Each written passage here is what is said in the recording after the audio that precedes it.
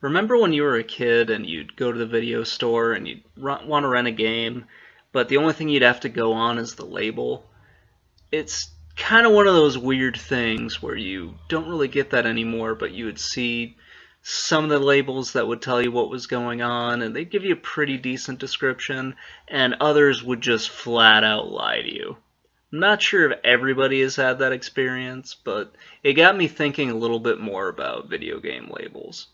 Anyway, let's check out a few of them, and we'll kind of go through how they've evolved over the years. So we start off really simple with the Atari 2600. Their labels just gave you the title of the game and what controller you were supposed to play it with. It's really basic. But even within the console's lifespan, you could see they moved more to sort of a visual description of the game instead of having all the text on it. And it works out really well, and it conveys exactly what the game was about. They did get a little weird, like with Haunted House, which is supposed to be a horror game, and they do a pretty good job with that label. But Warlord, that doesn't really match up what the gameplay was really like. Activision did something kind of unique, though. Instead of having some artwork, they put actual pictures of the gameplay on their cartridges, which is a pretty cool idea. Nintendo also kind of did this with their black box games, and you can see the similarities between the two. But there's always something really weird going on with some of the companies, like Capcom. When they first came out with Mega Man, he looks like he's having some sort of a existential meltdown. And also with Bomberman, where you have a character that doesn't match the actual, in-game sprite at all. Usually you saw companies that had like anime mascots kind of screw things up a little bit. But I don't know what the heck is going on with Bandai here, where they've turned Dr. Jekyll and Mr. Hyde into Two-Face. For the most part, horror games seem to do a really good job with their box art. It gives you that sort of a creepy atmosphere, like you're going into something that's supposed to terrify you or supposed to be really scary. Now, granted, not all of them were that great, as the Friday the 13th cover shows, but some of them could be really good, like with Uninvited here. One thing I've noticed is that some companies tend to take their liberties with where they're drawing their inspiration from. Look at Ghost Lion and Dino City here.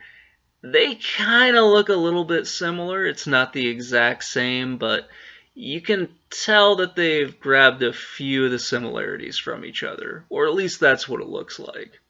Another thing I noticed is that one company might kind of reuse the same general imagery on some of their labels. Just look at these. Soul Blazer, ActRaiser, and Paladin's Quest, all published by Enix, and all kind of have a similar thing going with their labels. Two genres that never really seem to lie to you are always the fighting games and the beat-em-ups. You can generally tell what's going to happen in the game when you just look at these labels. You're going to be beating the crap out of something. Then you come across a label like Phalanx, and you just want to find the person that did this and ask them what the hell are they thinking. This is a space shooter, and we've got an old man out with a banjo on it. I have no idea what the hell's happening with that label whatsoever. Then we come to the unlicensed games, and I haven't really talked too much about these because they're just so hit and miss and really weird. When they're hits, they look really cool, like some of the ones here. But when they miss, my God, I don't know what the hell they were thinking. I know some of these are supposed to be religious games, and they kind of want to throw that imagery in there, but I just don't get it.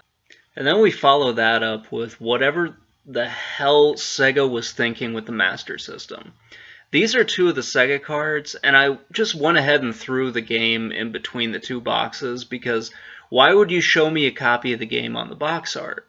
And then we come to the other ones where these were still early on, but they just show this, and I don't know why they have like a kid that looks like 11 holding a Tommy gun on their box. It's just weird. Especially when you compare it to what happened later on where they get way more descriptive with their pictures and they look really, really good. But then they follow it up with your stepdad in a purple leotard holding a sword in front of like futuristic Moscow. What the hell, Strider? Well, that was pretty horrific. It did kind of point out one thing I wanted to mention. Sega, for some weird reason, the front label on their cartridge didn't tell you what the game was. You can see here with Phantasy Star. Later on, they did tell you that. It's just very weird, and I just wanted to mention that part. Now, early on, I think some of the best box art was from Electronic Arts. I know it's kind of crazy to say now because they're just an awful company, but they really did go all out on their box art, especially for the Sega Genesis. It really did look like a poster that you would have on your wall or something really cool like that. But overall, the company that just went all out on box art had to be Working Designs. I only shown 3 of the games here, but all of the ones that they put out really had spectacular box art. They really went all in with like the anime art style, and it really conveyed something different and something really cool about the games. I just really love the Working Designs box arts because they were really glossy and everything, and they just looked amazing. So that's going to pretty much wrap it up, guys. Just wanted to take you on a little journey throughout the different labels and video games. Especially with the retro games, because I think those are just really a lot of fun, and these are some of the ones that I grew up with. The weird box art, the great box art, the strange labels, the really weird and dumb labels. Anyway, it's just a fun little journey. Please let me know what you guys think in the comments below. If you have a weird game with a strange label, please let me know what that one is, because I always enjoy looking at these crazy box arts, especially if it's a bad game but with an amazing label. See you guys later.